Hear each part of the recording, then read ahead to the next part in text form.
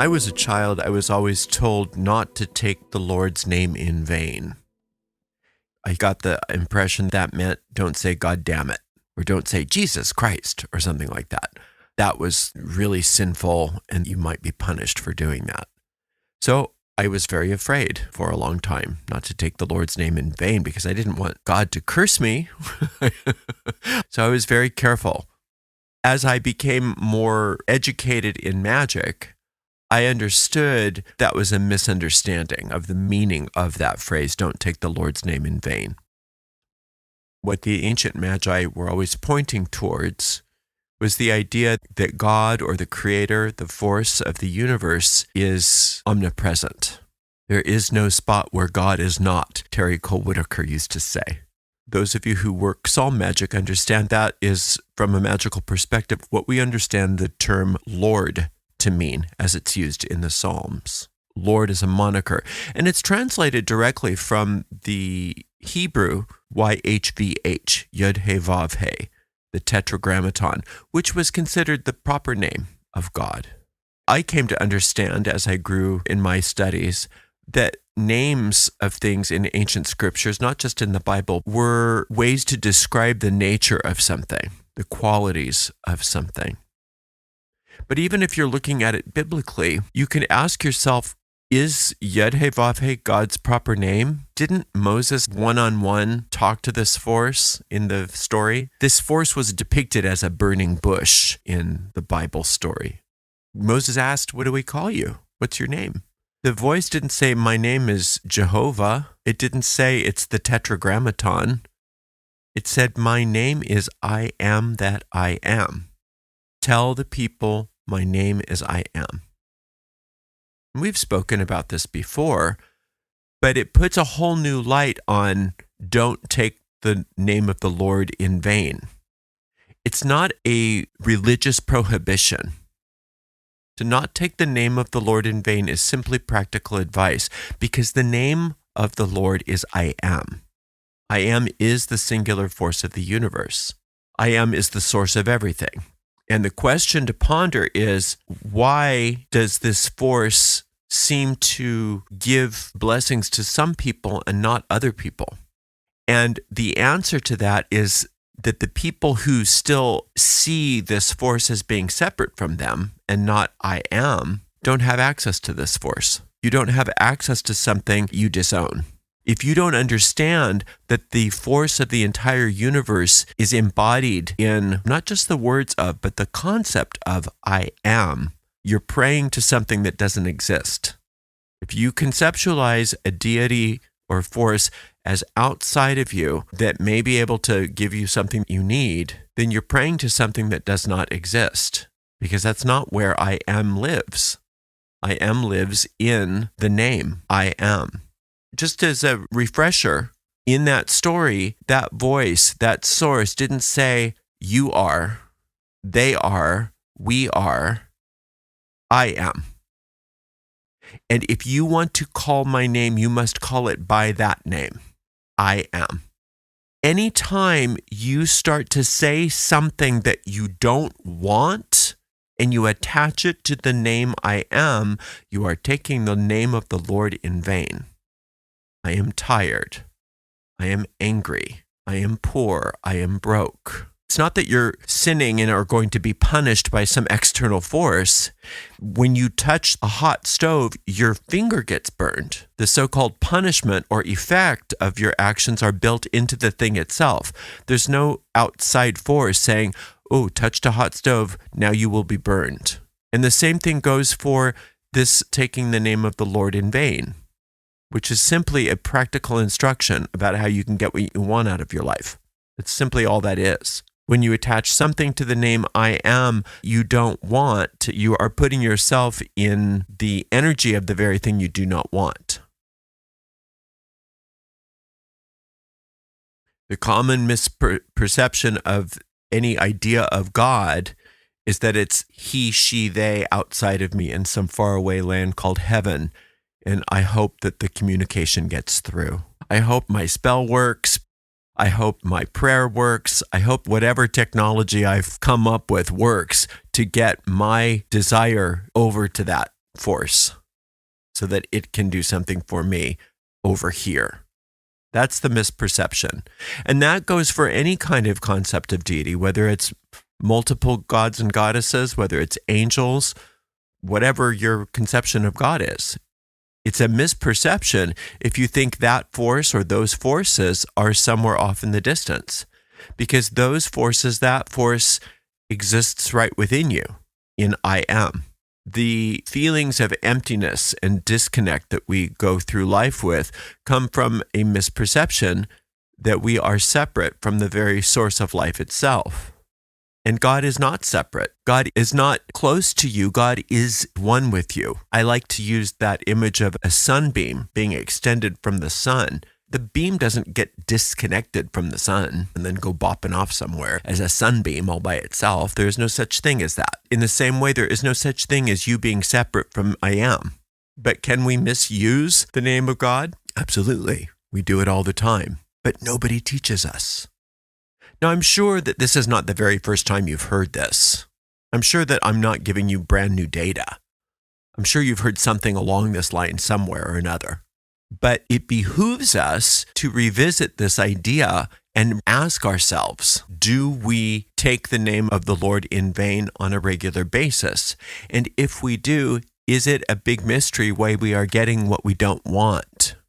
Just take a moment and ask yourself, do I understand that I am is the creative force of the entire universe? Am I using I am or any of its cognates in a way that is counterproductive to my desires? If so, good news. I've uncovered the secret of the universe. Every spoken or silent iteration of I am invokes the infinite, invokes God, invokes that force. Misusing it is the cause of all experiences of lack, limitation, sickness, negative realities in our lives. Now, the ego mind will hear this and say, aren't you bad for doing that? Look what you did. Look how awful you are.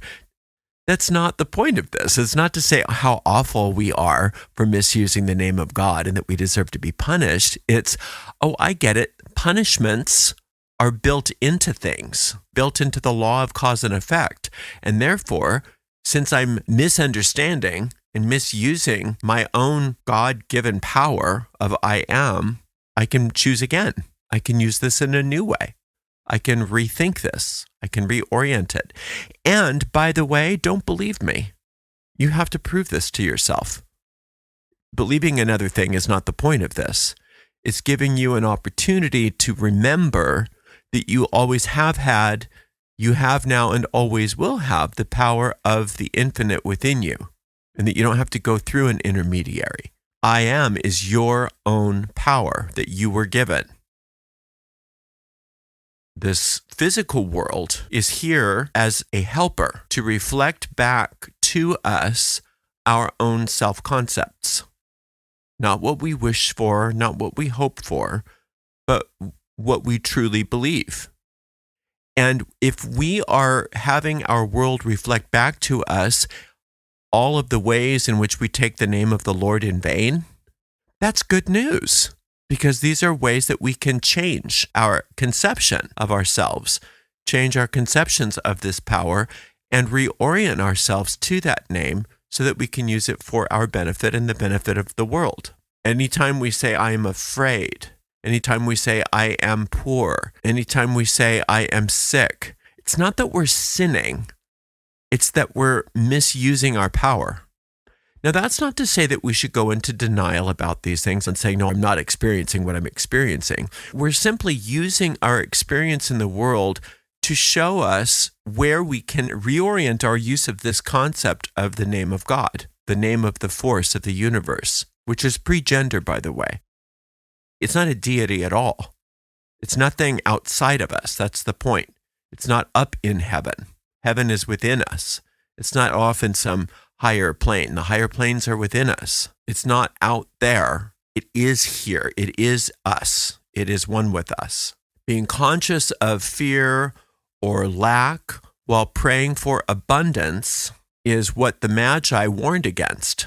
Because it's not what you're praying for, it's not what you're affirming, it's not what you're casting the spell for that the universe hears.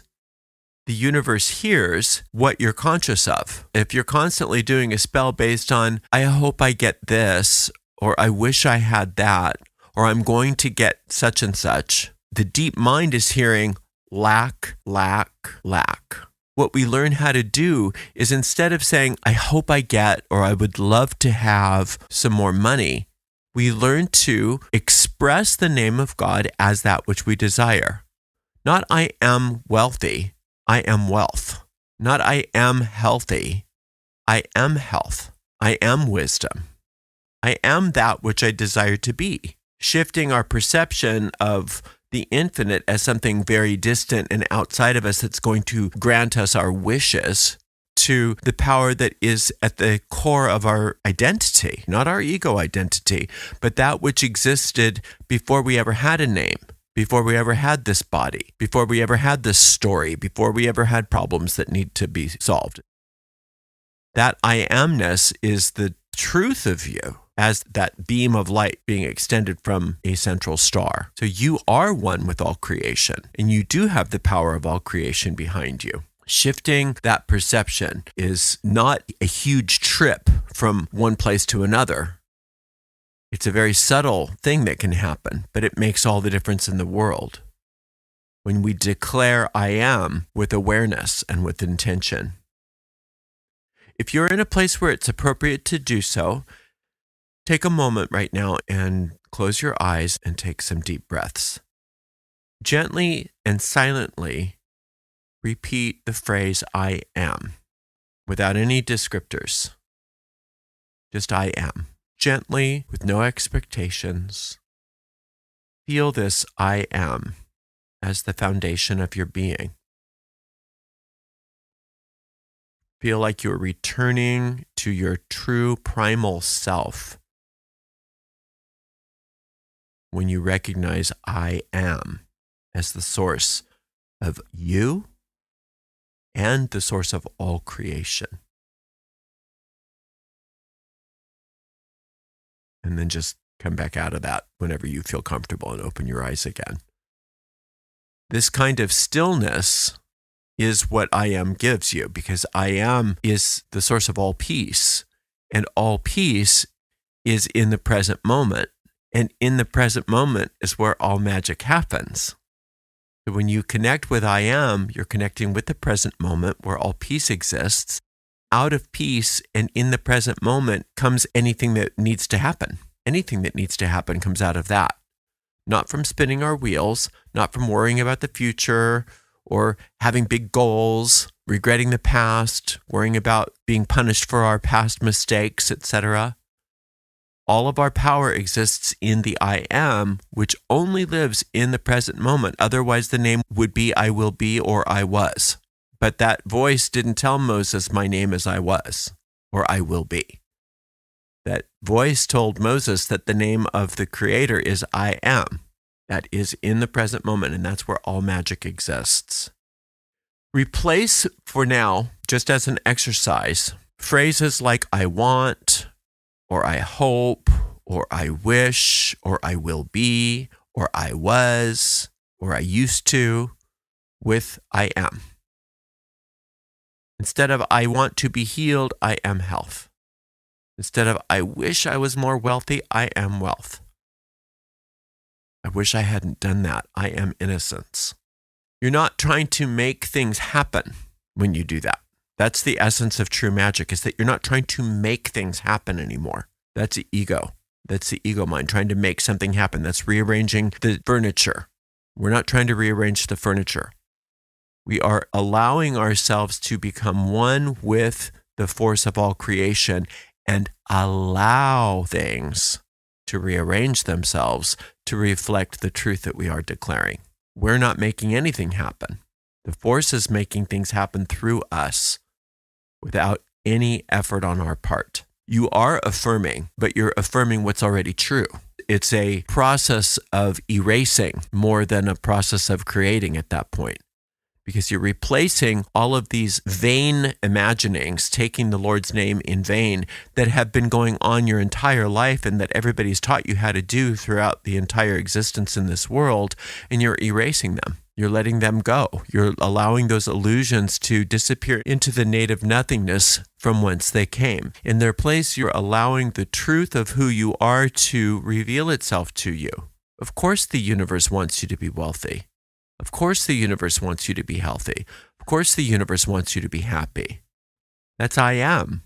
Those things are your divine birthright. Aligning I am with the truth is how things resolve. You can resolve anything with this, and you can create anything with this. You're doing it in the present moment out of a sense of your true identity, rather than trying to rearrange events outside of you based on hoping things will work out for you because you found the right affirmation or you found the right spell. It's what the Magi were always teaching. That power really does reside within you. You really are one with God. You really are one with the infinite, because the name of the infinite is your name. I am. After you declare I am about anything, you wear that energy as the truth. It's not just acting as if, although that is a step in the right direction. It's knowing that's the truth. The physical world reflects the past. So if you're not seeing yet what you desire, it doesn't mean that it's not there. It means that the past is still being reflected, and where you're existing is in the present moment. Your physical universe will reflect this as soon as it becomes manifest. But this is that part of the witch's pyramid called faith, where you wear that energy, you wear that vibration of what it is that you desire, as if it's already an established fact, because it is. The invisible world is the reality, and the physical manifest world is a reflection of the past. It takes time in this world for the physical reality to catch up. You're not deceived by appearances anymore. You understand that those appearances reflect things that are no longer true. It's just a matter of time for things to work themselves out. But your job is not to worry about that. Your job is to wear the reality of what you want as the vibration of your identity. You don't declare your new reality and then go quickly check up on it. Did it happen yet? Did it happen yet? Because then you're not saying I am. You're saying I hope, I wish, or I am not. So we don't seek validation from external circumstances. We know, we have that faith and that knowledge that things are working themselves out in a wonderful way. And after you do this enough, it's not such a leap of faith anymore. Just like you don't hope that the elevator comes when you press the button. If it doesn't come, it's odd. Not that it can't ever not work, but it's usually unusual if the elevator doesn't come. It's usually unusual after you've placed your order at the restaurant for them not to make your food. Those are mortal experiences which are subject to error. I am is not subject to error. It's not a mortal experience. So if you can have faith that the elevator comes, and that was created by mortal people in the mortal world, which is subject to being broken down and having mistakes, imagine the amount of certainty that you can have once you build up this understanding that I am won't ever fail you, and that you don't need to check on it. It's just a matter of knowing that the manifestation is in process. The ancient Magi taught that God and man are not separate. Humanity and divinity are not separate. Remembering your oneness with the source transforms your reality. I am is the key to doing that. Every time you say I am, you're aligning with the creative source of all that is. If you're aligning with the creative source of all that is, and then stating something that's not true, then you're creating illusions for yourself, and that's taking the name of the Lord in vain. And again, it's not something to feel guilty about. It's not a sin that's going to be punished. It's simply showing you where you're making a mistake. And then you learn how to stop that. You learn how to stop attaching I am to things you don't want. Every time you say I am, you align with the source of all that is. So sitting in silence and repeating I am with no descriptors like you did is a wonderful meditation. Just once a day, just to tune that up. Remind yourself of who you are and why you're here, and that you have all the power at your disposal. Anytime you feel deflated or upset or that you have no power in this world, that's when you excuse yourself and you come back to that silent repetition of I am in the stillness of your inner temple, finding that peace, finding that relaxation, finding that centering again, so that you're no longer bombarded by those thoughts that are reactions to things happening on the screen of space that are simply reflections of the past. Everything you see on the screen of space, remind yourself, is something that is in the past. It's a reflection of past thinking. And that you're no longer subject to the past because you remind yourself constantly you were never subject to the past, but you'd forgotten that you had the power of I am within you. Now you're remembering it.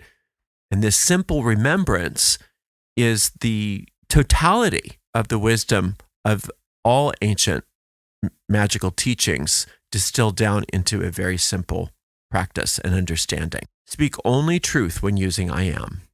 Walk in faith, knowing that your truth is already a reality in the invisible world.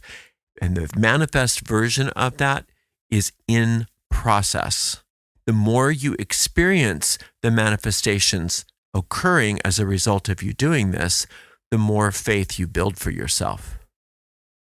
Every thought of I am invokes the sacred presence of the infinite. And if you live as evidence of what in the Bible is called the Word made flesh, that's what you are. You want the same word to be spoken in you as what was spoken in Genesis when it said, let there be light, and there was light. That's how much power you have. It's not so much what you speak with your vocal cords, but the understanding of that I am within you is potential waiting for you to express what you desire, waiting for you to express what you will. And then you are this so-called Word made flesh, and you are one of those Magi walking on sacred ground everywhere you go, because you're recognizing who you are as the divine child of the infinite. And there is no holier person that ever has been or ever will be than you. Thank you so much for spending some time with me today. I so appreciate you. Until next time, blessed be.